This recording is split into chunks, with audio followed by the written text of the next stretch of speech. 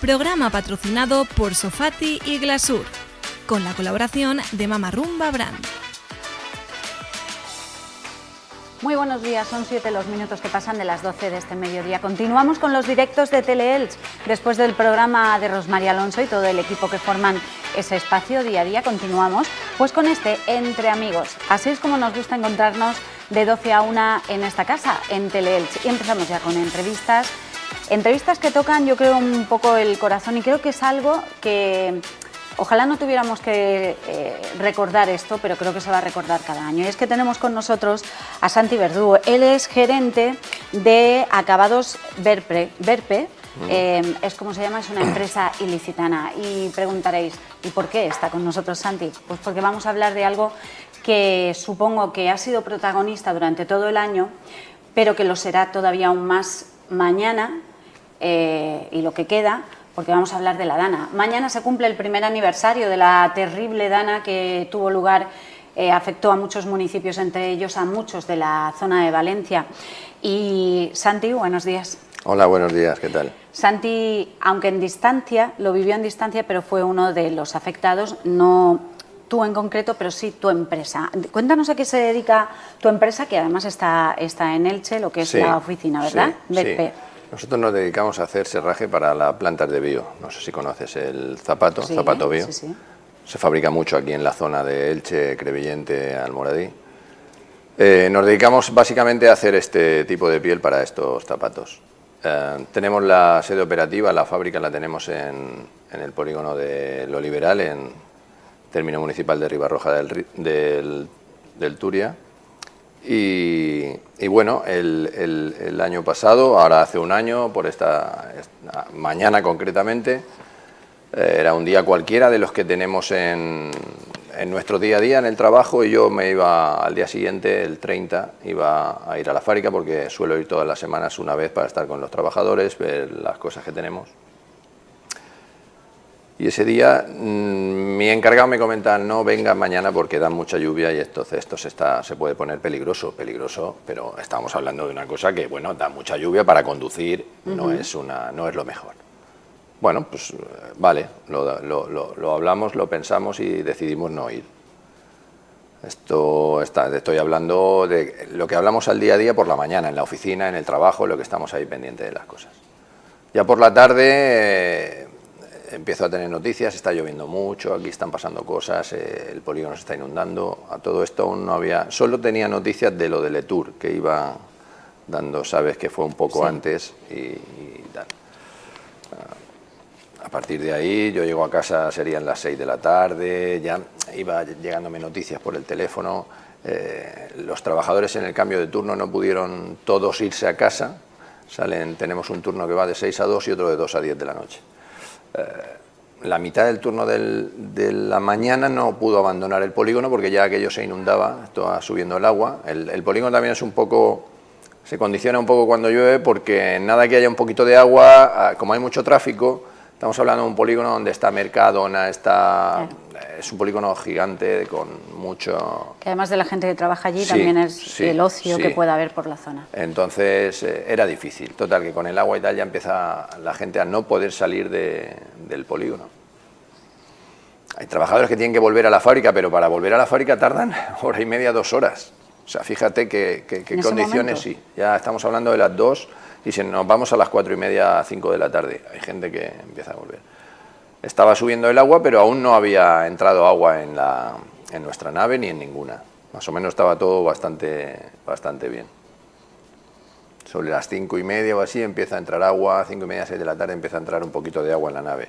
Los chicos deciden, bueno, vamos a proteger los coches porque como hay mucha agua, está subiendo 20, 30 centímetros, vamos a proteger un poco los coches. Y los metieron dentro de nuestra nave, que es una nave de... por eso, perdona, hemos visto algunas imágenes que en la nave yo veo coches y me preguntaba, pero esos coches no habrán entrado... Bueno, algunos sí, ¿eh? ¿Entró por el algunos agua? Sí, porque ahora te estamos explico. Viendo, bueno, la nave, hay otra imagen donde se ven esos coches también. Sí, efectivamente, pero piensa que cuando el agua empieza a subir ya 1 metro, 2 metros, 2,5 metros, estamos hablando de una cantidad de agua que, si nos ponemos de pie, es más alta que nosotros. Claro. Los chicos se subieron a la oficina, que la tenemos en un altillo, y estaban viendo cómo el agua continuaba subiendo. Claro, ya estaban súper asustados, porque luego en la oficina tenemos, sabes tú que para los seguros, si no tienen reja las ventanas, no te aseguran, no sé qué, tal, bueno, las cosas que ocurren. Claro, todas estas noticias yo las estaba llevando por teléfono y con mi encargado, y mi encargado estaba hablando constantemente con los chicos que estaban en el trabajo, y no había ninguna buena noticia. Todo era... Luego desde casa también, cuando estoy allí, estamos en contacto con mi encargado, con los chicos también, conecto con Apunt, viendo las noticias, a ver qué es lo que estaba ocurriendo, porque era lo que más directo me podía dar de Valencia. Y en esto, sobre las 7 de la tarde, conectan, hay una entrevista con un señor de un bar que está a 50 metros de nosotros, justo en la calle de atrás. Y entonces me asusto más porque le hacen la entrevista, él está diciendo que por favor nos está entrando mucha agua, y empieza la gente a gritar, socorro, que nos saquen de aquí, nos vamos a ahogar, esto es tremendo. Claro, esa entrevista en directo, escuchando, sabiendo que los míos estaban a 50 metros en una situación prácticamente igual que la que tenían ellos, que también se habían subido en un altillo de la fábrica, pues te entra como mucha agonía y desesperación. Esto era el teléfono y no podíamos hacer nada, o sea, nos sentíamos... como diría yo, impotentes sobre la situación, porque no podíamos ayudar. Claro, donde no podíamos ayudar. Estabais aquí, no podíais hacer nada. Claro, mi encargado había podido salir de la fábrica y estaba en Mislata. Justo al lado en Mislata estaba bien, pero no estaba como lo que estaba ocurriendo en la fábrica. Él venga a llamar al 112, llamando a emergencias, llamando a la policía, llamando, llamó un millón de sitios, pero todo estaba colapsado. Era imposible que atendieran. Pues yo no sé la población que hay en todos esos municipios, pero pueden haber 1 millón, 2 millones de personas. Es que estamos hablando de municipios de 100.000, 120.000 habitantes, 50.000, y desde Chiva hasta que llega el agua al mar, pasando por Catarroja, pasando por Picassent, pasando por una serie de Picaña. Es que es tremendo, o sea, fue una cosa horrorosa. Y el hecho de haber planteado este documental, que me nació a mí, bueno, entendí que sería una de las pequeñas cosas que podía aportar para que no se olvide jamás que eso ocurrió y que costó vidas. Yo no le echo la culpa a nadie, simplemente digo que ocurrió y que costó vidas. Lo que ocurrió. Entonces lo que digo es, ¿por qué vamos a olvidarlo? Porque la tendencia de los seres humanos es a pasar página con las cosas que nos han hecho daño, y normalmente la gente pues intenta tal. De hecho, el otro día, recabando información, yo no me acordaba de la gota fría del 97 en Alicante, de la Dana de Almoradí en el 19, chica, ya han pasado hace 4 días, como aquel que dice, ¿no? Entonces yo decía, digo, un homenaje a mi gente, a nadie más, porque yo en realidad no pretendo hacer nada con este documental, simplemente recordar, reflejar y darle voz a algo que no estuvo en vilo. Sí. Santi está hablando, porque hemos pasado directamente, Santi, al tema del documental, y es que además de estar recordando todo lo que ocurrió ese fatídico día con la Dana en municipios de Valencia, y en este caso estamos hablando con él porque tu empresa estaba allí, se va a emitir un documental, han hecho un documental pues para que no se olvide. Tú me decías, este documental es para que esto no se olvide, un documental de lo que vivisteis, lo que vivió tu gente que estaba allí. Exacto, exacto. Y lo que queréis es que, dudo que esto se vaya a olvidar, pero cosas como estas todavía va a hacer que sea visual y que seamos más conscientes de lo que ocurrió. Sí, y una de las razones de proyectarlo aquí en Elche es porque, al yo ser ilicitano, pero tener la fábrica allí, mis amigos, mis clientes, la gente que me quiere y que yo quiero, pues están aquí. Por mucho que hayamos visualizado imágenes en televisión, supongo, que hayamos visto cosas que nos han podido crear incertidumbre, no es lo mismo que vivirlo en primera mano en la zona. Te comentaba fuera de antena hace un momento que días posteriores a lo que había ocurrido veía gente que tomaba un café aquí, en cualquier cafetería nuestra. Aquí había llovido, pero no había pasado nada. la gente comentaba, ¡ay, qué tragedia la Dana! Tal, oye, en Valencia, mira cómo están, la gente ayudando y tal. Pero luego terminaban el café, se levantaban, cogían su coche, se iban a casa, seguían con sus labores, con su trabajo, con tal. Claro, yo eso lo veía desde una perspectiva diciendo, es que por mucho que la gente... se pueda llegar a hacer una idea, no es ni lo más no se aproxima ni siquiera un poquito.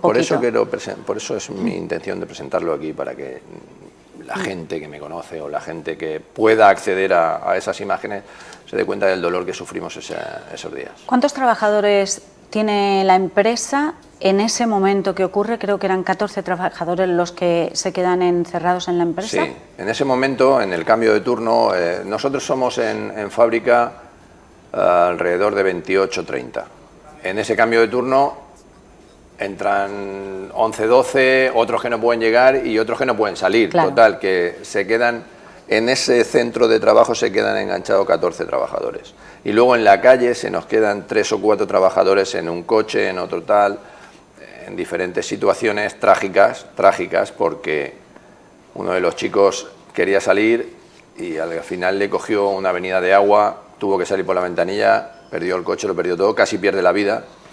Él ha quedado, la verdad es que en el documental sale hablando y a él le quedan secuelas porque es así. Otro chico que lo tengo en otra, tenemos 2 naves, ¿no? Una en la fábrica principal y otra en la nave de Indura. Había salido también, trabaja con su padre había quedado en una situación donde el agua, bueno, estaba un poco elevado y no tenía problema. Y él había quedado en una situación donde el agua le subía por encima del coche.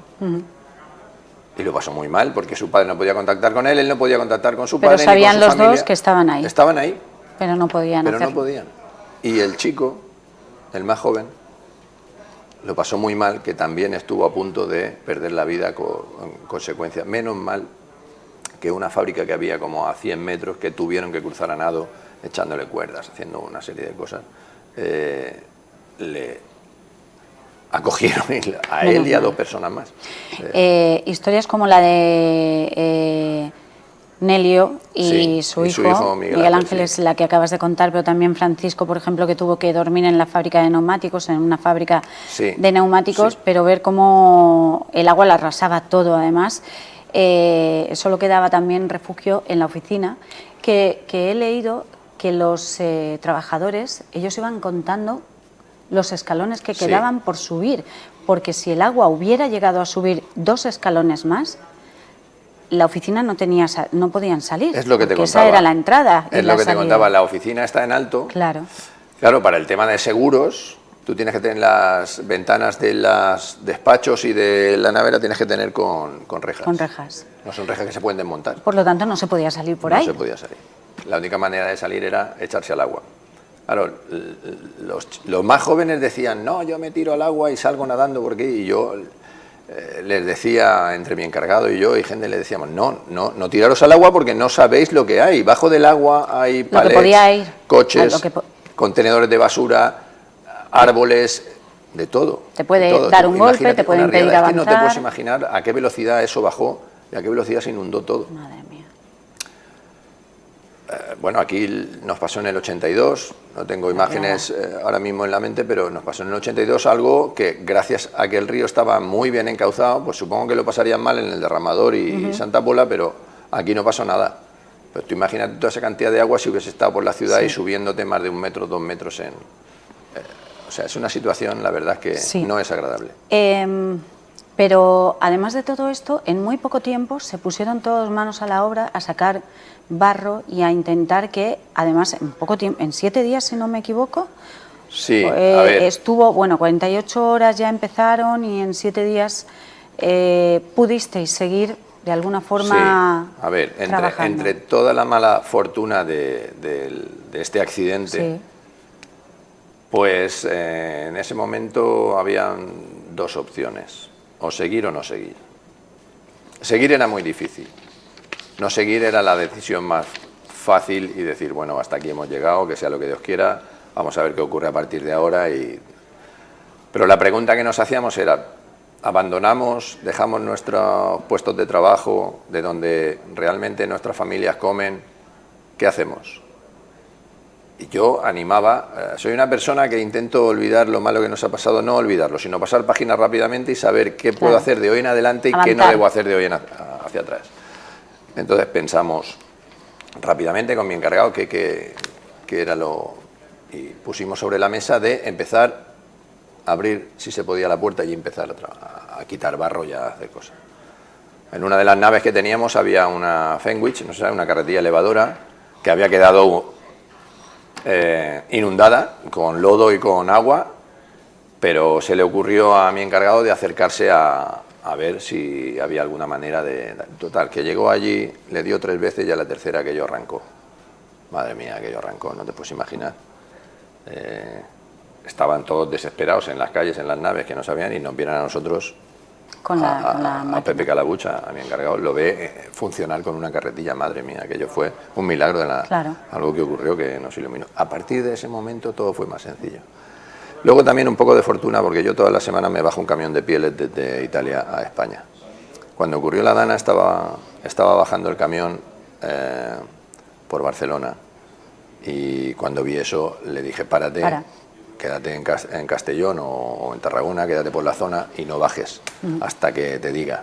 Habíamos pensado en llevar las pieles a Lorca, que tengo allí también amigos, pero no se podía pasar tampoco de Valencia hacia abajo, y entonces decidimos quedarnos allí. Una vez que pudimos limpiar parte de la fábrica, llegamos un camión que no podía entrar de ninguna manera por el polígono. Es que no te puedes imaginar, aquello era, no sé si habéis visto las imágenes de Gaza, es una cosa parecida. O sea, era horroroso, horroroso, como si hubiese entrado allí una guerra, o sea, una cosa. Total, que entramos el camión de mala manera, descargamos el camión y empezamos a preparar pieles.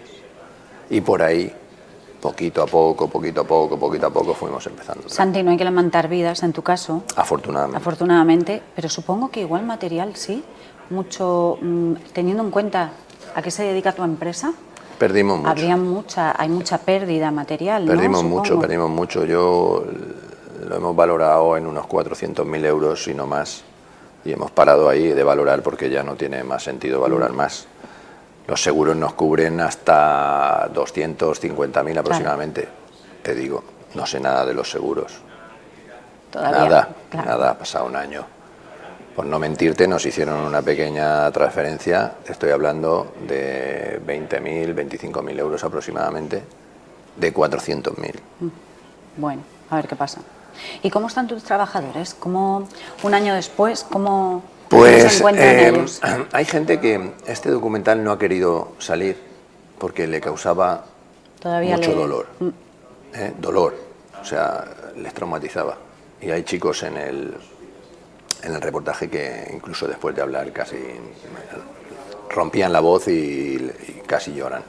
Pero es normal, es que es algo aterrador, de verdad. Es que supongo que no es solo por lo que ellos pasaron, que ya es mucho, sino por todo lo que ellos vieron también, porque una vez que tú consigues salir y decir... Cuando el agua baja de esa noche, ya a las 5 de la mañana, 6 de la mañana, a las 7 de la mañana deciden que tienen que irse a casa. Estamos en un polígono, digamos que vivimos en Elche, imagínate que las viviendas están en Crevillente. De ahí, de la fábrica a sus casas, el que menos tenía 10 kilómetros, el que más tenía 15. Andando por el lodo, viendo coches con gente que se había ahogado, coches destrozados, casas inundadas, o sea... A ver, yo leo, por ejemplo, hablando de eso, que dicen que la noche fue muy dura y que lo peor que vino cuando salieron a la calle. Barro, tráilers sobre tráilers, encontraron y la gente, claro, andando en silencio. Total. Porque era como, yo imagino que es como esto no puede estar pasando. O sea, me quiero despertar. Pongamos otro ejemplo. Imaginemos que el polígono industrial de Torrellano ha ocurrido esa desgracia y todos tienen que venir acá. Imagínate lo que puede haber en ese polígono, que hay logística, fábrica de calzado, transportes. Ahora vente de allí aquí andando a casa. Este documental se hace porque queréis seguir recordando, que se recuerde, para que no vuelva a ocurrir pues, bueno, se ocurre el fenómeno meteorológico, ahí no manda nadie, pero que esté todo, bueno, pues más preparado para que, bueno, en la medida de lo posible. Si existe la prevención, podemos evitar parte del daño.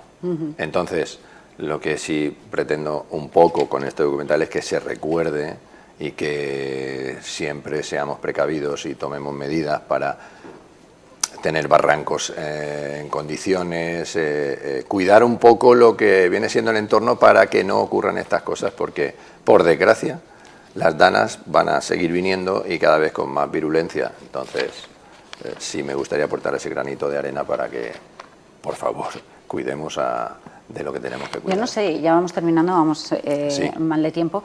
Yo no sé si, supongo que ya teníais un vínculo con vuestra gente, la gente que está trabajando desde allí en Riba-roja.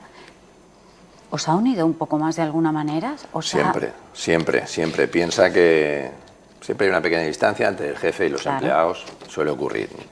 Por muy buena persona que sean unos y otros, pero al final tiene que haber una pequeña línea roja porque uno es la patronal y el otro es el empleado. Pero es verdad que cuando tomamos la decisión de continuar hacia adelante, evidentemente los sentimientos afloran y esto es cuestión de animarse y ayudarse, no es cuestión de yo soy este y tú eres el otro. No. Al final hay que dar abrazos, hay que estar con la gente, hay que escucharlos, hay que animar,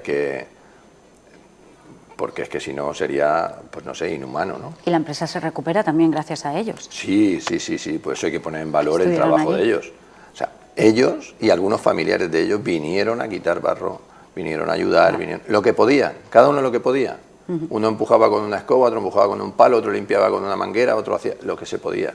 Pero no puedo olvidar a nadie y hay que agradecer siempre, y por muchos años que pasen, siempre tenemos que estar agradecidos. Bueno, pues Santi Verdú, el gerente de Acabados Berpé, que es una empresa que tiene su sede aquí en Elche, pero la fábrica la tiene allí en Riba-roja. Este documental, que está además, se llama el documental Renacer desde el barro, una historia de Acabados Berpé, by Espanda Creaciones.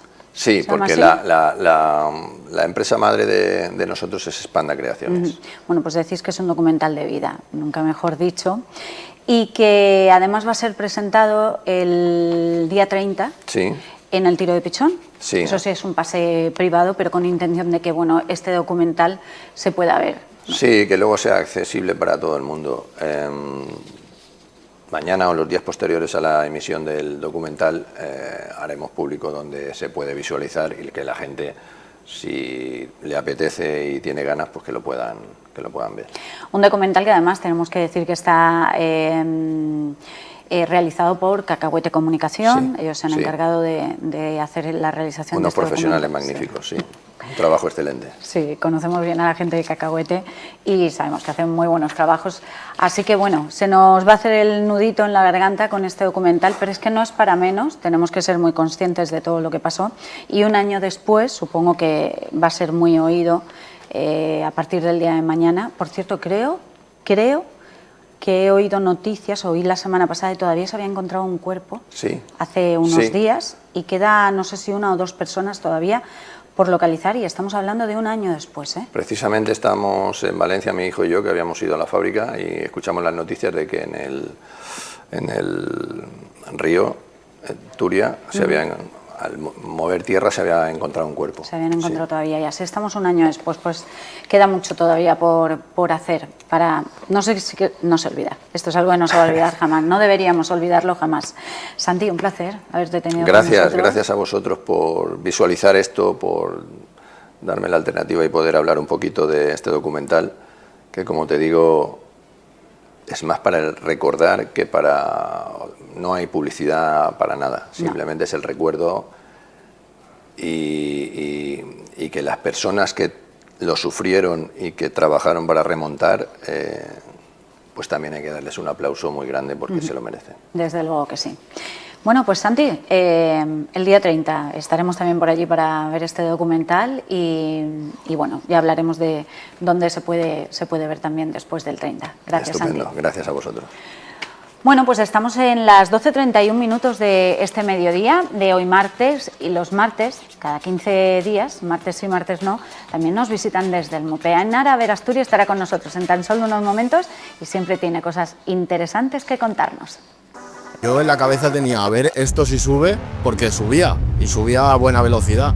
A ver si sube 4 metros, a ver dónde nos metemos aquí, a ver por dónde salimos. Y en cuestión de un cuarto de hora los coches se taparon. Estaba asustado, tenía mucho miedo.